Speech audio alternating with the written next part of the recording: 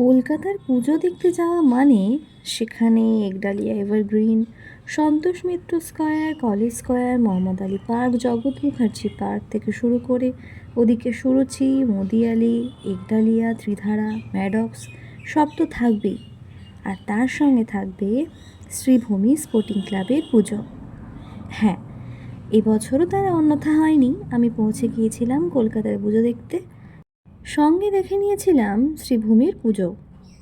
তো এখানে প্রথমে ভাবছিলাম যে খুব কম ভিড় আছে, তার কারণ বেরিয়েছিলাম প্রায় 5টা, ওই 5:30টার দিকে ওখানে পৌঁছে গিয়েছিলাম, ভাবলাম একটু কম ভিড়ই পাবো।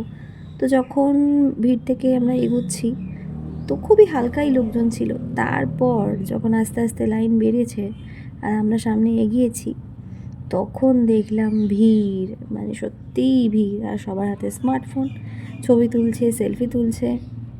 আর এর সঙ্গে একদমই আনন্দের কোনো ভাটা ছিল না।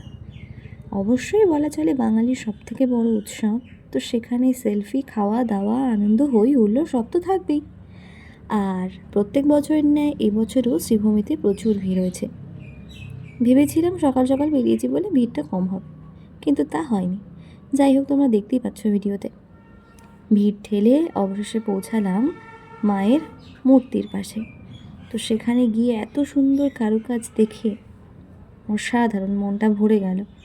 আর ভিডিওটাও করে নিলাম আমি ইউটিউব করে। তোমরা এখান থেকে বেরিয়ে বাইরে প্রচুর খাবার স্টল পাবে, যদি মনে হয় খেয়ে নিতে পারো। আর যারা এখনও শ্রীভূমির ঠাকুর দেখোনি তারা ঝটপট গিয়ে দেখে এসো।